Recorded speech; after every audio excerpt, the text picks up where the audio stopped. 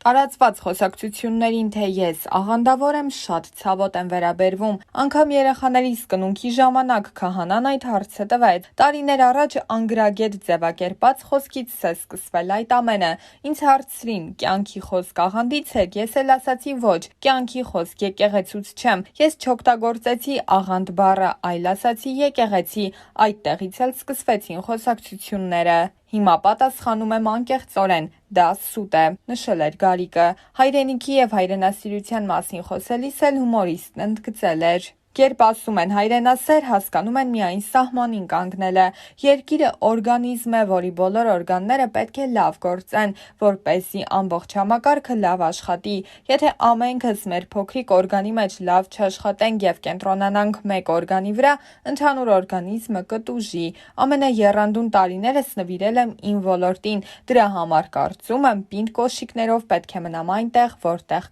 որտեղ կարողանում եմ ինչ-որ բան փոխել։ Տարիներ առաջ Միացյալ երիտասարդական լիգա հասարակական կազմակերպությունը հրապարակել էր Հայաստանի շոու բիզնեսի 25 ներկայացուցիչների անուններ, որոնք այս կամ այն կրոնական կազմակերպությունների անդամներ են։ Լիգայի համանախագահներ Սևակ Հովհաննիսյանը լրագրողների հետ հանդիպմանն էլ տեղեկացրել էր, որ ներկայացված անձանցից շատերի մասին փաստեր ունեն, իսկ որոշների մասին էլ տեղեկություններ։ Նշենք, որ ըստ այդ ցուցակի «Կյանքի խոսք» կրոնական կազմակերպության ներկայացուցիչներ էին Գարիկ Պապոյանը, Վաչե Թովմասյանը, Չարենցը, երգչուհիներ Էմմին, Սոֆի Մխեյանը, երգիչներ Անդրեն Գորսուջյանը, դերասաններ Արսեն Գրիգորյանը, Հովհաննես Ազոյանը, Արա Գևորգյանը, Նարեկ Ղափլանյանը։ Ավետարանչական եկեղեցու ներկայացուցիչներ էին դերասաններ Տիգրան Ներսիսյանը, Աննա Էլբակյանը, Սոս Ջանիբեկյանը և մի շարք այլ անձինք։ Լիգայի նախագահ Դանիել Պետրոսյանն էլ նշել էր, որ իրենք փորձում են փաստեր հավաքել այլ հայտնի դեմքերի, ինչպես նաև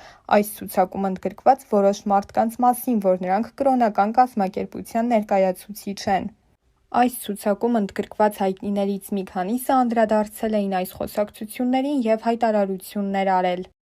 Գորսուջյանը իր առաջին տեսահոլովակներից մեկում նկարահանվել էր հոգևորականի կերպարով։ Գորսուջյանի կատարմամբ այս երգը աղանդավորական կառույցներից մեկի անդամը իրենցն էր համարում։ Ավելին, ասել էր, որ այն գրվել է հենց կյանքի խոսքի պատվերով։ Թե որքանով է ճիշտ այս ամենը, Գորսուջյանը նշել էր. Ես այդ ժամանակ ոչ խորացել եմ, թե ով է ինձ պատվիրում և ինչ է պատվիրում, միայն կարող եմ ասել, որ երգը պատվեր է եղել։ Ես կնքվել եմ Հայ առաքելական եկեղեցում և փոքր ժամանակ մինչև 12-13 տարեկան հասակս մամայիս հետ հաճախել եմ կյանքի խոսք եկեղեցի, իսկ երբ մեծացա 14 տարեկանից հետո էլ չեմ գնացել և ոչ մի կրոնական հավաքույթների չեմ մասնակցել, իմ համար եկեղեցին բեմն է։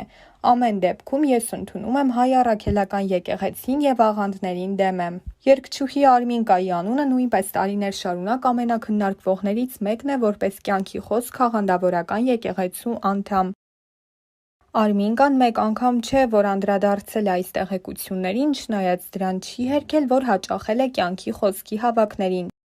Երբ որ մարդիկ սկսում են իմ անվան շուրջ ինչ-որ հիմար բաներ քննարկել, դա ինձ բնավ չի հետաքրքրում, ես տարիներ շարունակ հերքում եմ, բայց ինչ-որ բան փոխվում է դրանից։ Ես ասում եմ, որ ես աղանդավոր չեմ, եթե մարդիկ կան, ովքեր կարող են փաստերով ապացուցել, որ ես աղանդավոր եմ, ես կրկնակի անգամ կարող եմ փաստերով ապացուցել, որ ես աղանդավոր չեմ։ Ես ինչի որ մասնակցում եմ, դա իմ անձնական խնդիրն է, հոգևոր կլինի, ոչ հոգևոր կլինի, դա իմ անձնական գործն է, թող դա ոչ մեկին չհուզի։ Ես աղանդավոր չեմ ու բարձրաձայն ասում եմ դրա մասին, նույնիսկ կարող եմ գոռալով ասել, ինչը անում եմ տարիներ շարունակ։ Եթե մարդիկ աղանդը ու նորմալ քրիստոնեական հավատքը իրարից չեն տարբերում, դա իրենց մեծ խնդիրն է, դա ոչ մեկի պրոբլեմը չէ։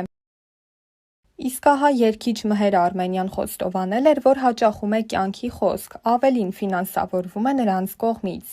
Քրիստոնեությունը շատ ճյուղեր ունի և ամեն մարդ ընտրում է այն, որն իրեն հոգեպես ավելի մոտ է։ Ինչ որ մարդիկ երբ ասում են աղանդավոր է, ես կարող եմ բացատրել, որ ավետարանչական եկեղեցին բողոքական եկեղեցու ճյուղն է։ Ինձ միշտ շատ է դուր եկել ավետարանչական եկեղեցին, երբ սևամորթները երգել են Ալելույա։ Ռուսաստանում ես վերջապես գտա այդ եկեղեցին, որը կոչվում էր Բլագայա Վեստ, որտեղ նույնը, որն ամերիկյան էր, արվում էր ուղղակի ռուսերենով եւ հովիվը ամերիկացի էր։ Հայաստանում կա մեր եկեղեցին, որը կոչվում է կյանքի խոսք։ Մեր ժողովուրդն ուղղակի չգիտի ինչ է կոչվում աղանդ։ Ես ինքս գիտեմ ինչ է աղանդը եւ ես պաշտոնապես կարող եմ ասել. զգույշ եղեք Եհովայի վկաներից։ Ինչ վերաբերում է հովանավորչությանը, ապա եթե ինձ կյանքի խոսք եկեղեցին օգնում է տարբեր բաներով, ես իրավունք չունեմ հրաժարվել այդ օգնությունից։ Հայ առաքելական եկեղեցին ինձ չի օգնում։ Արսեն Գրիգորյանն էլ հայ առաքելական եկեղեցուց մյուս շեղվածների նման հայտարարել էր, որ ինքն աղանդավոր չէ, այլ ընդամենը բողոքական։ Ես ոչ մի աղանդի չեմ հարում, ես քրիստոնյա եմ եւ հարում եմ բողոքական ճյուղին եւ ես չեմ կարծում, որ դա աղանդ է։ Իսկ եթե ինչ-որ մեկը բողոքական ճյուղը համարում է աղանդ, ապա ես կարծում եմ, որ ինքը ընդհանրապես ծանոթ չէ կրոնի պատմությանը ու տեղյակ չէ, որ բողոքական ճյուղն աղանդ չէ։ Ես քրիստոնյա եմ եւ սիրում եմ Սուրբ Երրորդությունն ու ընդունում եմ։ Եթե հորը, որդուն եւ Սուրբ Հոգուն ընդունելը աղանդավոր է, չգիտեմ արդեն։ Դա աղանդ համարելը անմտություն է ու փոքրինչ ոչ լիարժեք ինֆորմացիա ունենալու արդյունք է։ Դերասանուհի Ջուլիետա Ստեփանյանը նույնպես խոստովանել էր, որ ինքը ներկա է գտնվել կյանքի խոսք աղանդավորական շարժման հավաքներին եւ նա նույնպես կարծում է, որ սա աղանդ չէ։ Դա եղել է 7-8 տարի առաջ, ես այնտեղ հաճախել եմ մի 2 անգամ, դա չի կարելի համեմատել Եհովայի վկաների հետ։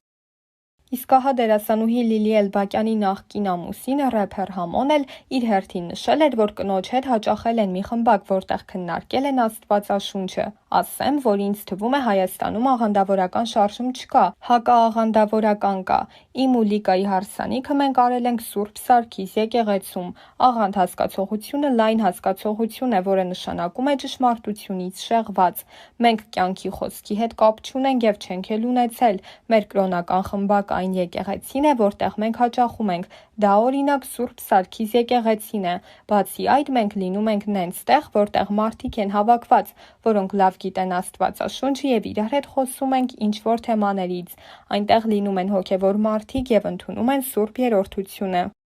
Տարիներ առաջ երգչուհի Շպրոտը նույնպես հերքել էր իր աղանդավոր լինելու մասին լուրերը եւ նշել էր. հեքիաթներ, հեքիաթներ, հեքիաթներ, արդեն 8-րդ մարտն է ինձ զանգահարում ու այդ հիմար հարցն է ինձ տալիս։ Ես չգիտեմ արդեն ինչ պատասխանեմ։ Եթե իրենք ունեն ֆոտոներ, որ ես գնում եմ կյանքի խոսք, որ ես այդ եկեղեցու անդամ եմ, թող բերեն մտցնեն իմ աչքը։ Ես ոնց կարամ առնչություն ունենամ, դուք իմ հագու կապը տեսել եք, հավատացյալի նման եմ հագնվում։ Ես արդեն հոգնել եմ, այդ հարցով ինձ չանհանգստացնեք, ասել էր երգչուհին։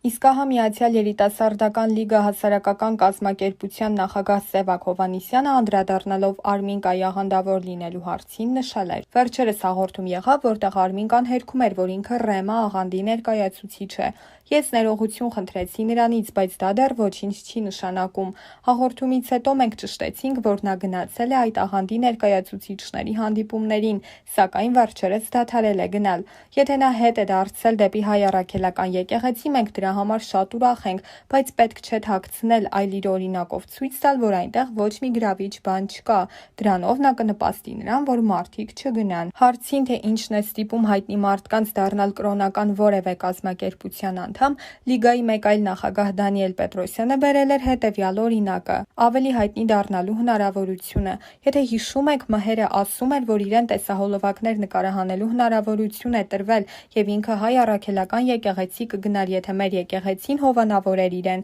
Իսկ Անժելա Սարգսյանն էլ ասում էր, որ Սուրբ Հոգուն գտնելուց հետո ինքը գլխավոր դերեր է ստանում։ Այսինքն այս կրոնական կազմակերպությունների միջոցով մարդիկ իրենց ֆինանսական խնդիրներն են լուծում եւ շատերը առանց հասկանալու են անդամ դառնում, քանի որ իրենց ասում են, որ ոչ մի տարբերություն չկա մեր եկեղեցու հետ։ Դանիել Պետրոսյանը միաժամանակ ընդգծել էր, որ անգամ փաստեր ունենալու դեպքում իրենք չեն հրապարակի անուններ, եթե տեսնեն, որ դա առանձնապես չի օգնի քայքայիչ աղանդների դեմ պայքարում, քանի որ ի վերջո իրենց նպատակը հենց սա է։ Դեռ այն ժամանակ Միացյալ երիտասարդական լիգայի համանախագահները տեղեկացրել էին, որ իրենք կառավարությանը ներկայացրել են մի նամակ, որով պահանջել են ստեղծել կրոնական ոստիկանություն, օրենքով ձևակերպել հոգևորցություն եզրույթը, ուսումնասիրել կրոնական կազմակերպությունների գործունեությունը եւ անօրինական գործունեություն ծավալողների նկատմամբ պատիժներ սահմանել։